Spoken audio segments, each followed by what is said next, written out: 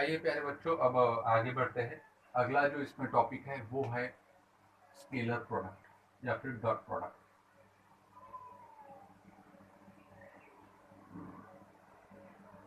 Dot product या फिर इसी को बोलते हैं स्केलर प्रोडक्ट। स्केलर प्रोडक्ट देखिए हमारे सिलेबस में क्या क्या है। डॉट प्रोडक्ट है, उसी को स्केलर प्रोडक्ट बोलेंगे। आगे चल के हमें वेक्टर प्रोडक्ट मतलब क्रॉस प्रोडक्ट आएगा, और आगे चल के हमें स्केलर ट्रिपल प्रोडक्ट आएगा। तो स्केलर ट्रिपल प्रोडक्ट अलग चीज है और स्केलर प्रोडक्ट अलग चीज है। ये दोनों चीजें हमें याद रखना होगा। अब देखिए कि स्केलर प्रोडक्ट जैसे मान लेते हैं कोई एक वेक्टर है, दो वेक्टर है, एक है वेक्टर ए और एक है वेक्टर बी मेरे पास। और वेक्टर ए और वेक्टर बी के बीच में जो एंगल है वो मान लेता हूं मैं कितना है, थीटा। अब मुझे दोनों का लेना है डॉट प्रोडक्ट मतलब स्केलर प्रोडक्ट। तो क्या होगा, vector A dot vector B, तो वो किसके बराबर होगा, A B cos theta, where theta is the angle between that two vectors. What is A? Magnitude of A. What is B? Also magnitude of B. Magnitude of B. ठीक है ना। अब इसके ऊपर बार नहीं है तो ये मैग्नीट्यूड होगा, जैसे स्टार्टिंग में ही मैंने बताया था। ए क्या होगा, मैग्नीट्यूड ऑफ ए। बी क्या होगा, मैग्नीट्यूड ऑफ बी। थीटा क्या होगा, दो वेक्टर के बीच का एंगल। ओके। अब सिंपल सा मेरा सवाल है कि क्या होगा कि जब दो वेक्टर एक दूसरे को परपेंडिकुलर हो गए। तो आप बोलेंगे सर ये एंगल 90 हो जाएगा। अगर एक दूसरे को परपेंडिकुलर है तो ये क्या हो जाएगा, 90 हो जाएगा। तो ये अगर 90 हो जाएगा तो cos 90 कितना होता है, तो cos 90 होगा हमारा 0, और 0 मल्टीप्लाइड बाय एनी टर्म्स कितना हो जाएगा, 0 हो जाएगा। इसका मतलब if vector A and vector B are perpendicular,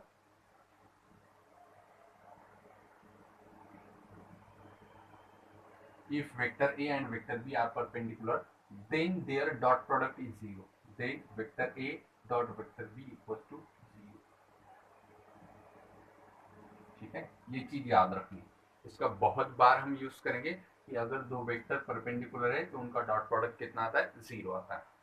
अब हम बात करते हैं कि डॉट प्रोडक्ट निकालते कैसे हैं। ठीक है, तो वेक्टर ए इक्वल्स टू मान लिया मैंने कि मेरे पास है a1i plus a2j plus a3k, और वेक्टर बी है मेरे पास b1i plus b2j plus b3k। ये दो वेक्टर है मेरे पास और मुझे दोनों का डॉट प्रोडक्ट निकालना है। तो डॉट प्रोडक्ट कैसे निकालते हैं, vector A dot vector B equal to, vector A कितना है, ये है a1i plus a2j plus a3k dot B, तो बी कितना है, b1i plus b2j plus b3k। अब डॉट प्रोडक्ट की एक खासियत होती है, डॉट प्रोडक्ट सेम क्वांटिटी का 1 आएगा मतलब यूनिट वेक्टर होगा तो, और डिफरेंट जो वेक्टर होंगे उनके साथ 0 आएगा। इसका मतलब क्या कि i और i का ही डॉट प्रोडक्ट होगा, i के साथ j का डॉट प्रोडक्ट 0 आएगा, और वैसे ही i का डॉट प्रोडक्ट k के साथ 0 आएगा। तो ये चीज हमें याद रखनी है कि भाई i का जो डॉट प्रोडक्ट होगा वो j के साथ कितना आएगा, 0, या फिर j का डॉट प्रोडक्ट k के साथ कितना आएगा, वो भी 0। ठीक है, अनलाइक वेक्टर के साथ डॉट प्रोडक्ट कितना होता है, 0। या फिर उसके बाद k का जो है वो डॉट प्रोडक्ट i के साथ कितना आएगा, 0। तो ये चीज हमें याद रखनी है। और लाइक जो वेक्टर होगी उनका डॉट प्रोडक्ट 1 आता है, यूनिट वेक्टर की बात कर रहा हूं मैं। जैसे कि i का डॉट लिया मैंने i के साथ तो वो 1, j डॉट j वो 1, और k डॉट k वो भी 1। ठीक है, तो ये चीजें मुझे याद रखनी, हमें याद रखनी होगी कि डॉट प्रोडक्ट पे अनलाइक वेक्टर, ये क्या है, आईजे के यूनिट वेक्टर। ठीक है, तो अनलाइक यूनिट वेक्टर जो हो गए उनका डॉट प्रोडक्ट 0, और जो लाइक हो गए, देखिए यहाँ पे लाइक है, दोनों सेम है, तो सेम अगर वेक्टर है यूनिट वेक्टर उनका डॉट प्रोडक्ट 1 होता है। ठीक है, आई होप कि आपको समझ में आया होगा। चलिए अब डॉट प्रोडक्ट क्या होगा, जैसा हमारा सिंपल मल्टीप्लीकेशन होता है सेम वैसा ही a1i इंटू b1i, फिर a1i फिर b2j इसके साथ। और जैसे ही मैं a1i और b1i करूंगा तो i डॉट i तो 1 हो गया और बचा क्या a1 और b1। जैसे मैं a1i का डॉट b2j के साथ लूंगा तो ये i और ये j जीरो हो जाएगा, i और j कितना हो जाएगा जीरो हो जाएगा और zero multiplied by nature zero हो जाएगा। मतलब क्या कि i का मैं सिर्फ i के साथ कर ले सकता हूँ, i का डॉट j और k के साथ नहीं कर सकता हूँ। तो इस हिसाब से क्या वो दोनों क्वांटिटी जीरो। फिर a2j के साथ मैं b1i नहीं कर सकता हूँ, सिर्फ j के साथ कर सकता हूँ। तो क्या होगा j डॉट j तो 1 होगा, फिर a2 और ये b2 तो क्या बचेगा a2 और b2 A2 B2 और लास्ट में क्या बचेगा A3 और B3। ठीक है, आई होप कि आपको ये समझ में आया होगा। इस पे एक हम एग्जांपल भी कर लेंगे। ये अगर कैसा नहीं समझ में आया तो जाने दो, सिर्फ इतना याद रखो कि i के साथ i, j के साथ j और k के साथ k मल्टीप्लिकेशन करो और एडिशन करो, जो आंसर आएगा वही क्या होगा सिंपल में vector a dot vector b होगा। जैसे फॉर एग्जांपल मान लेते हैं मेरे पास वेक्टर a है 1i plus 2j plus 3k, ये मेरे पास वेक्टर a है और वेक्टर b है मेरे पास 2i plus 4j minus 2k।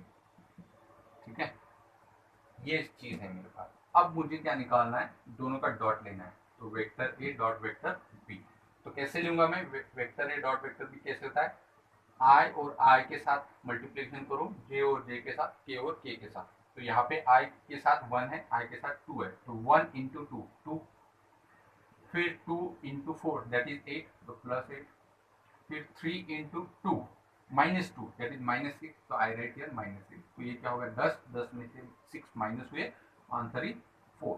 तो vector A dot vector B कितना आया 4 आया और ये जो 4 आया ये एक नंबर आया। ठीक है, इसका मतलब जो डॉट प्रोडक्ट होगा जब हम दो वेक्टर का डॉट प्रोडक्ट करेंगे तो आंसर में मुझे क्या मिलेगा सिर्फ एक नंबर मिलेगा 1 2 3 4 या फिर नेगेटिव या फिर जीरो भी हो सकता है। ठीक है, तो डॉट प्रोडक्ट में हमें कौन सी चीज याद रखनी है, डॉट प्रोडक्ट में हमें ये वाला फॉर्मूला याद रखना है vector A dot vector B equals to A B cos theta. जब दो वेक्टर परपेंडिकुलर होंगे तब जाके उनका डॉट प्रोडक्ट कितना आएगा जीरो आएगा। अगर दो परपेंडिकुलर हो गए तो इसका आंसर कितना आने वाला है जीरो आने वाला है। क्यों जीरो आने वाला है क्योंकि वो परपेंडिकुलर हो गए। Vector A dot vector B equal to zero और vector A dot vector B कैसे होता है ये अगर परपेंडिकुलर है तो इसका आंसर कितना आना चाहिए A one B one plus A two B two plus A three B three equal to क्या आने वाला है जीरो आने वाला है। मतलब ये वाला आंसर यहाँ पे कितना आया 4 आया। 4 आया तो वो परपेंडिकुलर नहीं होगी। अगर ये जीरो आया तो वो दोनों वेक्टर एक दूसरे को परपेंडिकुलर हो गए, मतलब बीच में एंगल 90 होगा। फिर उसके बाद हमें याद रखना है कि भाई दो अगर यूनिट वेक्टर है अनलाइक वेक्टर है तो उनका डॉट प्रोडक्ट जीरो और दो यूनिट वेक्टर है आई जे के यूनिट वेक्टर है तो इनका डॉट प्रोडक्ट 1 आएगा लाइक वेक्टर का। ठीक है, और डॉट प्रोडक्ट होता कैसे है तो ये भी हमें याद रखना है। ठीक है, मैं समझता हूँ को आपको समझ में आया होगा। आइए पहले दोस्तों अगला जो टॉपिक है हमारा वो है वेक्टर प्रोडक्ट। वेक्टर प्रोडक्ट या फिर इसी को बोलेंगे हम क्रॉस प्रोडक्ट। क्रॉस प्रोडक्ट एक ही चीज है, डॉट प्रोडक्ट और स्केलर प्रोडक्ट और वेक्टर प्रोडक्ट और क्रॉस प्रोडक्ट एक ही चीज है। चलिए अगर दो वेक्टर है मेरे पास वेक्टर ए और वेक्टर बी तो वेक्टर ए और वेक्टर बी का अब मुझे क्या लेना है क्रॉस प्रोडक्ट। इसका सिंबल ऐसा होगा जैसे मल्टीप्लिकेशन का होता है। ओके, तो इसको कैसे पढ़ेंगे हम vector A cross vector B. तो ये किसके बराबर होगा तो देखिए A B sine theta into N cap. अब कैप आया तो इसका मतलब वो क्या होगा डायरेक्शन है ना, डायरेक्शन मतलब यूनिट वेक्टर। ठीक है, इसके अलोंग जो होगा वो यूनिट वेक्टर होगा।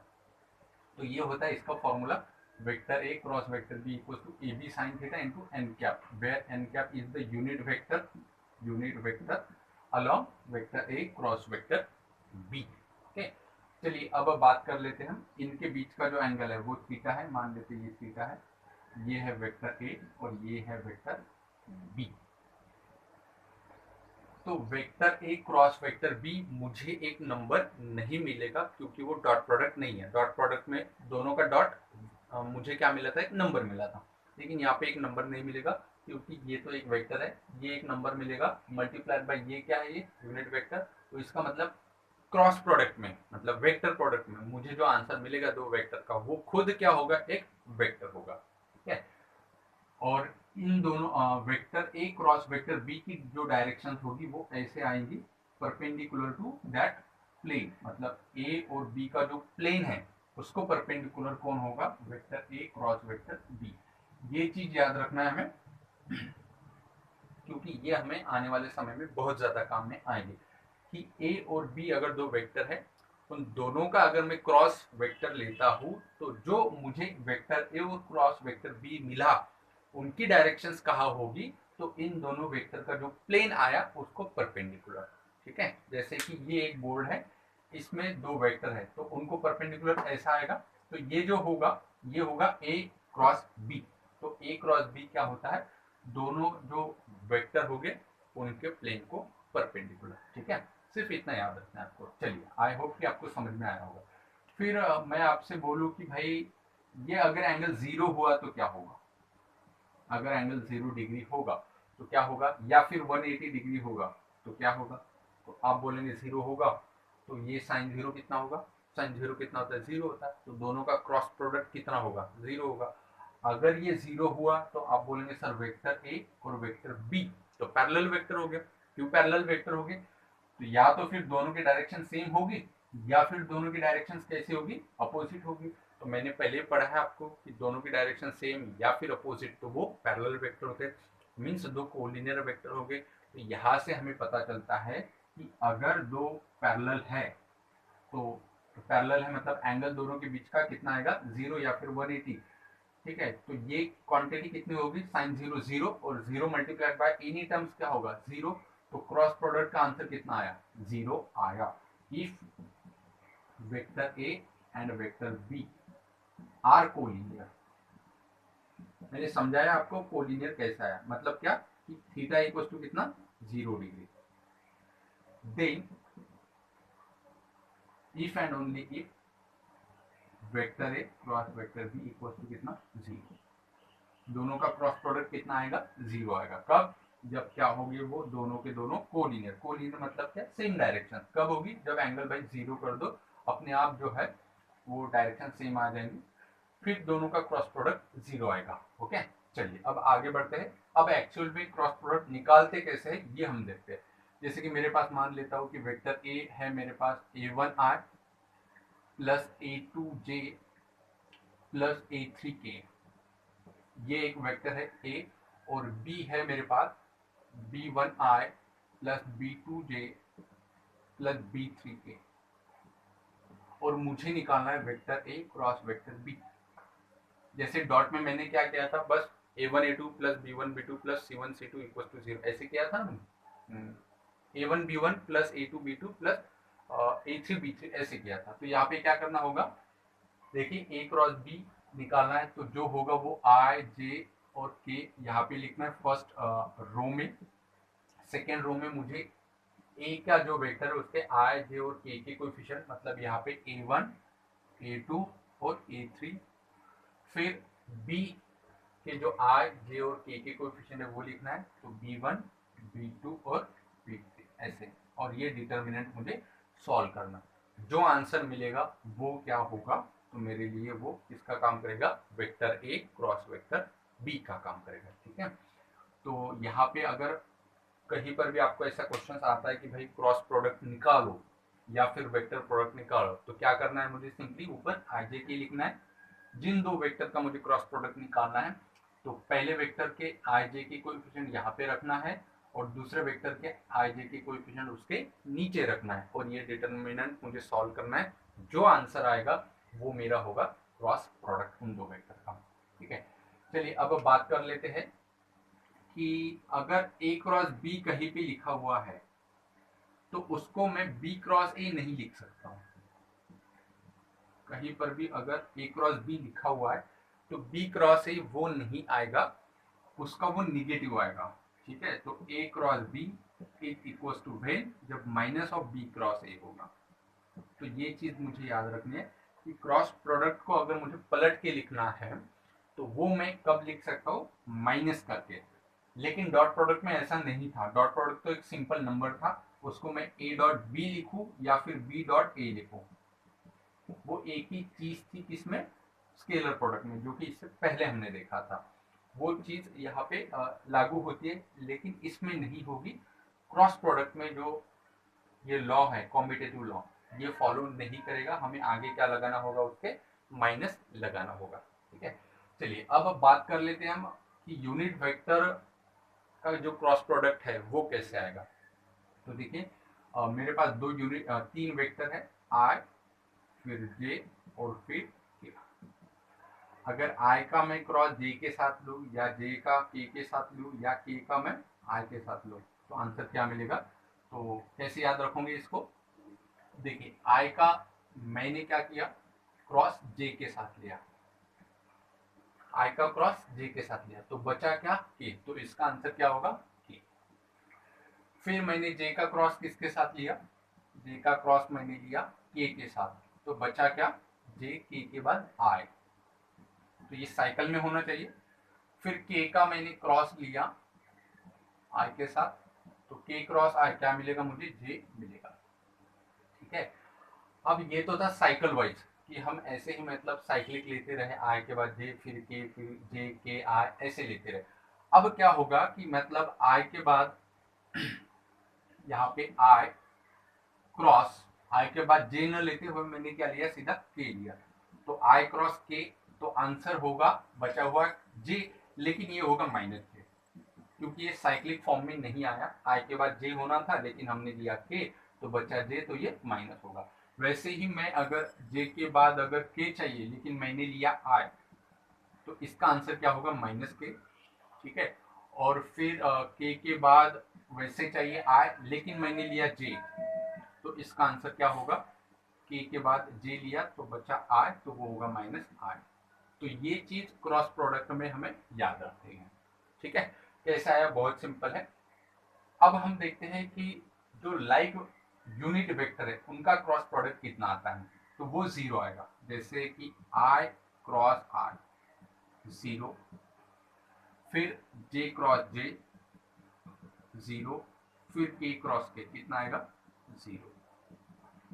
मतलब क्या कि क्रॉस प्रोडक्ट में लाइक वेक्टर जो है उनका क्रॉस प्रोडक्ट कितना आएगा, हमेशा 0 आएगा। मतलब कहीं पे भी मतलब इक्वल वेक्टर आए दो और उनका क्रॉस प्रोडक्ट आपको बोला कि भाई इक्वल वेक्टर है उनका क्रॉस प्रोडक्ट निकालो, कितना आएगा, 0 ही आएगा, है ना। तो अगर कहीं पे मतलब ए क्रॉस ए आएगा तो आंसर क्या होगा, 0, क्योंकि क्रॉस प्रोडक्ट में रिपीटेशन नहीं चलता है, आंसर सीधा कितना आएगा, 0 ही आएगा। अगर बी क्रॉस बी अगर आया तो आंसर कितना होगा, 0। अच्छा एक लॉजिक बताओ कि ये 0 क्यों आएगा, क्योंकि ए, ये वाला ए और ये वाला है दोनों सेम है, तो दोनों की डायरेक्शन सेम होगी, मतलब दोनों कोलिनियर हो गए। अगर दो कोलिनियर हो गए तो दोनों का डॉट प्रोडक्ट क्रॉस प्रोडक्ट कितना आएगा, 0। तो इसीलिए दोनों का क्रॉस प्रोडक्ट कितना आ रहा है, यहाँ पे 0 आ रहा है। दोस्तों अब आगे बढ़ते हैं। अब देखिए जैसे कि अभी हमने देखा था क्रॉस प्रोडक्ट देखा था, ठीक है। एक क्वेश्चन कर लेते जिस क्वेश्चन में सारे जो सब क्वेश्चंस आ जाएंगे वो सारे डिटेल्स में इसमें हो जाएंगे। जैसे कि मान लेते हैं कि ए है पॉइंट, उसके कोऑर्डिनेट है 1 2 3, कोई बी पॉइंट है उसके है सपोज 3 4 5, और जो एक सी पॉइंट है उसके कोऑर्डिनेट है मेरे पास 5 6 एंड 7। ये 3 पॉइंट मुझे गिवन है और मुझे फाइंड क्या क्या करना है। जैसे फाइंड बोला है, एग्जांपल फाइंड बोला वेक्टर ओ ए, फिर वेक्टर ओ बी, फिर वेक्टर ओ सी, फिर वेक्टर ए बी, फिर वेक्टर ए सी, फिर magnitude of vector A B, magnitude of vector A B, magnitude of vector A C, ठीक है। और उसके बाद vector A B dot vector A C, and last में vector A B cross vector A C. इतनी सारी जो चीज़ें हैं वो हमें फाइंड करना है। ओके, तो एक एक चीज़ पे हम आते हैं। ये क्वेश्चंस अगर आप कर लेते हो तो आपके मतलब सारे जो डाउट्स हैं आने वाले मतलब जितने भी हम क्वेश्चंस करेंगे उसमें वो सारे क्लियर हो जाएंगे। तो इस क्वेश्चंस को अच्छे से समझो। देखिए vector O A, vector O B, vector O C, ये तो मतलब फिलहाल पोजीशन वेक्टर है, वो तो बहुत सिंपल है। तो वेक्टर ओ ए कैसे निकलेगा, ए भी बोल सकता हूँ मैं इसको। तो जो कोऑर्डिनेट है उसको आई जे के लगाना है बस। तो क्या होगा 1i plus 2j plus 3k। फिर वेक्टर ओ बी जो है वो उसको क्या बोल सकता हूँ मैं, वेक्टर बी। तो वो कैसे निकलेगा, यहाँ से 3 4 5 तो 3i plus 4j plus 5k। फिर मुझे निकालना वेक्टर ओ सी। तो वेक्टर ओ सी कैसे निकलेगा, उसको वेक्टर सी बोलूँगा। तो यहाँ से 5 6 7 तो 5i plus 6j plus 7k। This is what vector O C. तो these are the position vector. अब now we have to find vector A B. और वेक्टर ए बी ये तो ओरिजिन से नहीं पास होता, तो ये फ्री वेक्टर है। ये कैसे निकलेगा, जो सेकेंड वाला पॉइंट है उसका पोजीशन वेक्टर माइनस फर्स्ट वाला जो है उसका position vector, vector B minus vector है, मतलब ये वेक्टर बी और ये वेक्टर है। तो माइनस करना होगा 3 - 1 3 - 1 2, फिर 4 - 2 2, 5 - 3 2। यहाँ से कर सकते हो या फिर यहाँ से भी कर सकते हो। बी माइनस है मतलब कोऑर्डिनेट माइनस करो, उसको आई जे के लगाओ। 3 - 1 2i, फिर 4 - 2 2j, और फिर 5 - 3 प्लस 2k। ये हो गया ए बी। अब क्या बोला उन्होंने, ए बी के बाद ए सी निकालो भाई। तो ए सी भी निकालेंगे।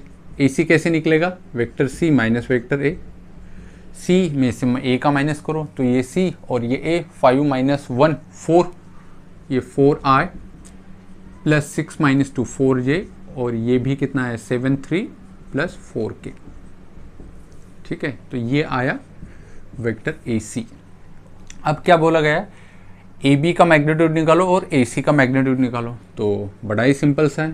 तो ए बी का मैग्नीट्यूड, तो मैग्नीट्यूड कैसे निकाला जाता है, स्क्वायर रूट के अंदर आई जे और के का जो कोएफिशिएंट है उनके स्क्वायर के एडिशन। तो ए बी कहाँ पे, ये तो 2 square plus 2 square plus 2 square, तो 2 square plus 2 square plus 2 square. तो ये कितना हुआ 4 + 4 + 4 12, और 12 को 4 3 लिखेंगे तो 4 बाहर आया तो 2 2√3। ये क्या मिला मुझे, वेक्टर ए बी का मैग्नीट्यूड। फिर क्या निकालना है मुझे, वेक्टर ए सी का मैग्नीट्यूड।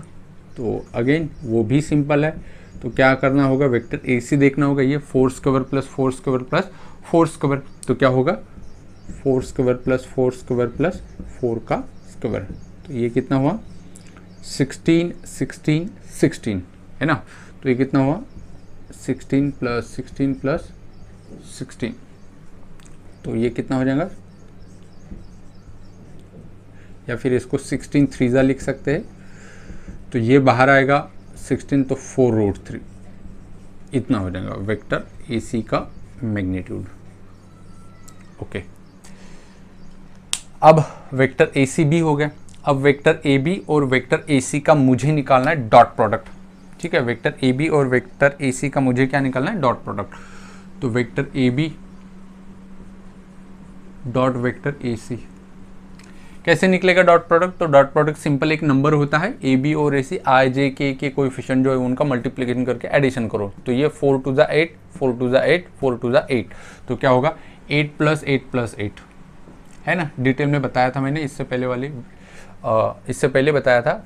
ये और ये मल्टीप्लिकेशन करना है, 4 2 8 4 2 8 4 2 8, तो 8 3 24 यूनिट, और ये एक आंसर एक नंबर मिलेगा। ठीक है, हो गया।